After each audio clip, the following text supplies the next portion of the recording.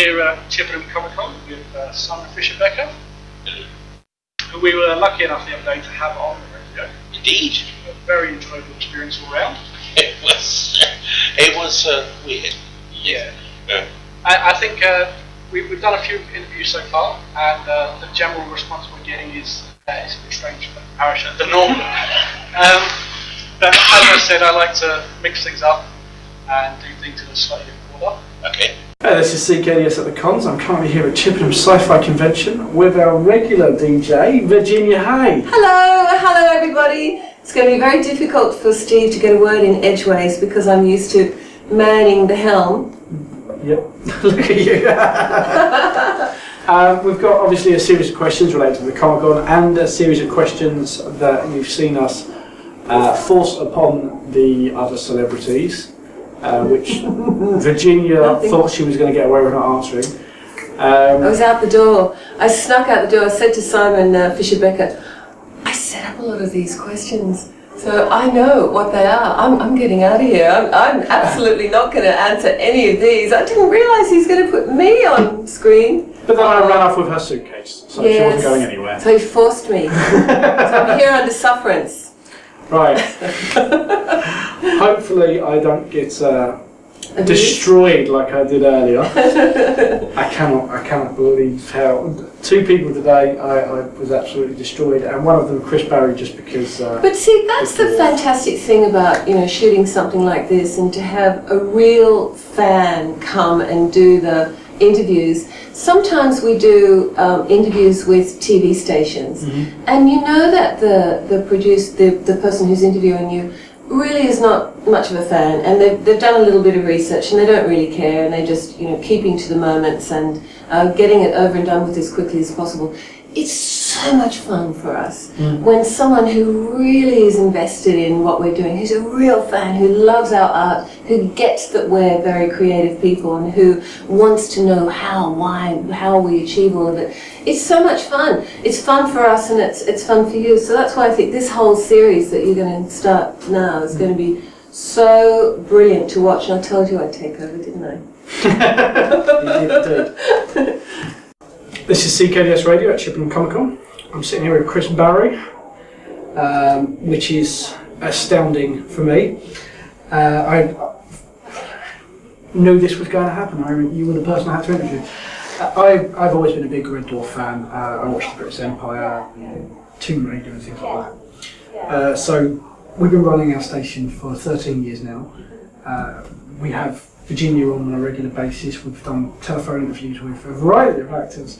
But when I saw you on the guest list, I was absolutely starstruck and knocked back. And I knew that interviewing you was probably going to be one of the most nerve-wracking experiences of my career. I hope it's not that bad. No, well, I'm just so delighted to be sitting next to you right now.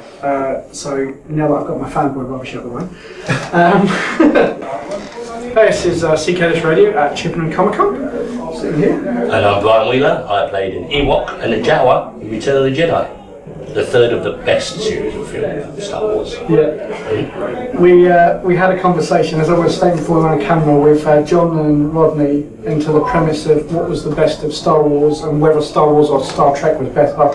And Star Wars is definitely better. We basically sat down and decided we were going to end the argument with the simple premise of having a look at the IMDb votes. And basically Star Wars episodes 4, 5 and 6 just smashed everything else out of the park. They did, absolutely. There was not so much CGI in there, it was all real action and real people. I love that. It was really, really well done. Now this is CKDS at the Cons. I'm currently here at Chippenham Sci-Fi Convention. I'm sitting here right now with John Davey, Cyberman, Dalek and... Lots of other monsters in Doctor Who. Yeah. So, Doctor Who's your primary sort of workload? Yeah, pretty much. Yeah. I have worked on quite a few other shows. Did a bit on Sarah Jane and Torchwood as well. Again, mainly costume stuff. That's kind of my thing, really. Yeah. But occasionally turn up in shows like Merlin and other general things. Yeah. I've got questions for you as a Doctor Who fan. Cool. that aren't on this list. Okay. So just still trying to recompose myself a little bit, but it's okay. We'll let this series cock up. So, this is CKDS Radio at the Cons. We're currently at Chippenham. I'm sitting here with Pam Rose. Good evening, how are you? Incredibly stressed. How are you? Incredibly tired. Yes, you were just saying you've had only 45 minutes sleep. I was in Middlesbrough yesterday and we did a back con. All right. Which is the first one. Yes. We finished at 9, quarter to 10. Got in London just before 1 o'clock. Yeah. So I ended up with 45 minutes sleep. Taxi at 7:30 this morning. And nearly finished. Yep. It caught me just in time. And Pam was about to head out when I grabbed her. And I loved it. Welcome. I'm sitting here with Ken Coombs. Thank you. Nice to meet you. So basically I want to talk to you about some of the films you created. Yeah, sure. Well, the main one obviously is Star Wars, The Return of the Jedi, in which I was an Imperial officer. But I've done a lot of other ones as well. Superman, Indiana Jones and the Temple of Doom. I've done 4 Bond films, GoldenEye, Octopussy, View to a Kill, and the first Timothy Dalton. So, and a lot of other films as well, Widow. I'm just desperately trying to think of some of the other ones I've done. My mind's going a bit blank, but so there's Superman, Indiana, and then I'm still working as well on films and television. I did Rush a couple of years ago, the film about motor racing. I was on FIA official.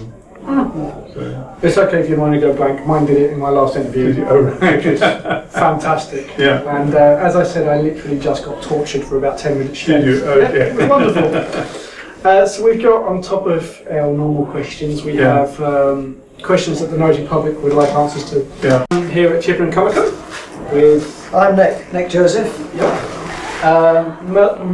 Medal bearer from Star Wars? Yes, I played a guy called Ahol Extrafine, which is a name you can't pronounce if you've had a few booze inside you.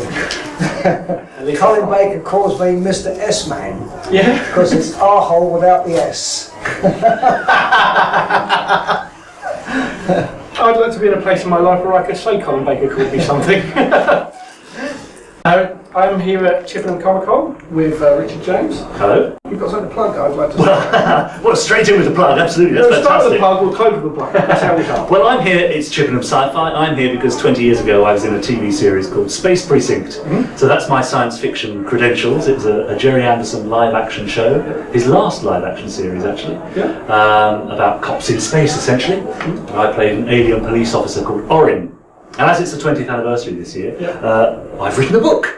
Here's the plug. It's called Space Precinct Unmasked. And it's about my experiences working on the show. It was a whole year at Pinewood. I was a young, out-of-work, very poor actor, plucked up off the streets and propelled to a year of stardom at Pinewood Studios. And that's why I'm here today. Alright. I latched onto the 20 years ago, and it didn't even remotely occur to me that you might be old enough to have played an adult 20 years ago. Well, you're very kind. Isn't he sweet? You can come again. But the thing is, it was a masked character, of course, so it really didn't matter how I looked. But I was 24 when it started. Wow. So it was almost my first job out of drama school. All right.